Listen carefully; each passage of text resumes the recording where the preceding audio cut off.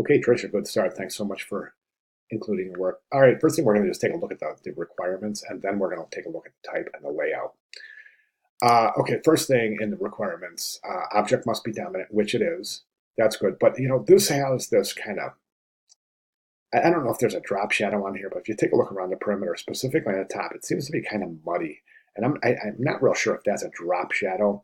If it is, I would remove it. I don't think we need it. Like I said, it makes the image look a little bit more muddy than it really is. So object must be dominant. That's good. Object must be shown with someone using it or interacting with it. There's an image of someone using it and interacting with it, so that's good. Must show an image of the result of using the object. We don't have that image. I would say one recommendation for or an idea for an image showing somebody as a result. Now, theoretically, gaming brings joy, right? So maybe if you were to use an image of somebody holding a controller and with a big smile on their face, you know what I'm saying? So that's the result of using a gaming system, is bringing joy. So think about that. But I show at least two components. We got the buttons here and then the controller there. So you've got your two components. Must use the headline design in everyday life. Must use a paragraph of body copy and captions. We don't have captions here. We can jump over here to the assignment page. You can see you must include some small caption text either with the results image or with your component. But we definitely need captions in here. Okay, white background only, asymmetrical design only, you've got that. 7 by 15, you've got that. Imagery must come in contact with the edge of the page somewhere twice. We see that down here, here, and here, and here. Your design must combine images that are in boxes as part of a background and cropped individually, which we have. That's part of the background. These are cropped individually. That's good. Full color, keep your image dominant. You must use a grid. Okay, so those are the things that you have and the things that you need. Now, as far as typography and layout goes, let's take a look at them. First thing I notice is that these are low resolution images. You don't want to use low resolution images. Let me show you real quick what happens. I mean, if you zoom in, you can see they're really pixelated. So definitely want to use high resolution images there. Design in everyday life is pretty good. The green seems to be a little bit random in its selection. I mean, we see green. There's an old adage in design. Actually, you know what? I just noticed the green is mimicking the white. That's good. That's excellent. Just noticed that. It's so subtle, but that's a good idea right there. I was about to say in design, everything should have a reason for being so, but I can see you've clearly just copied the color of the light. I'm sorry, I shouldn't say copied. I should say sampled the color of the light to create there. That's excellent. Good job. Almost didn't notice that. You might even consider using that green in other areas, maybe for these leading lines. Okay, and let's, just to reinforce that color continuation.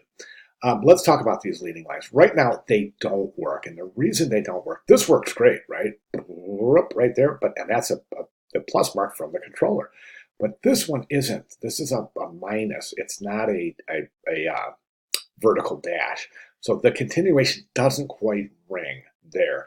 My recommendation, honestly, would be instead of using these pluses and the minus, unless you use a minus this way, that might not act quite as a leading line. Try it, see what you think. But the other option would be to use these little squares, just square shapes as your leading lines. Okay, leading and kerning here. Now you've used all cap here, so keep your leading and kerning rules in mind. You're a little loose right through. Well, actually, I don't have to explain this. You know kerning right now. We spent 2 weeks on it, right? So let's follow your rules of kern. Let's get that title area kerned optimally. A lot of times in design, you want to take a look at your spatial relationships, meaning if we look at a specific composition, does everything the right size for the distance that we're going to look at this poster? Now, this is 7 by 15. That's a 15, which means we're not. It's not going to be from across the room. It's going to be from within arm's length. But my problem is that based on the size of the type, the size of the images, these little images here are just too small. You can't see them without zooming in. Now, this is going to be a printed piece, right? Well, it theoretically is a printed piece, so you don't have the ability to zoom in, and you don't want people having to go like this with your composition to see. Everything should be comfortable. So my recommendation is to maybe reconfigure these controller areas or somehow to increase the size. I don't want to give too much away because I want you to make your own decisions, but think about those comments. The only other, my only other recommendation is this: your type looks good, but I think it's just a little bit small for well, actually, maybe not small. I tell you what it is, though. It's a little, typographic color is a little dark. This is a little too dense. My recommendation for this type, now you've got your justified paragraph, and I think your settings look pretty darn good, except for, be sure to go to the announcements. Now, if you go to the announcements, you'll see, let's go to the announcements right here, how to justify paragraphs. By the way, the announcements, all of these week 4 announcements are critically important. Please review all of these. A bunch of videos, tips, tricks, and tutorials that are going to help you through the duration of the class. But here's how to justify your paragraphs correctly with video. That'll show you how to get rid of things like, look how dense that type is on that second to last line.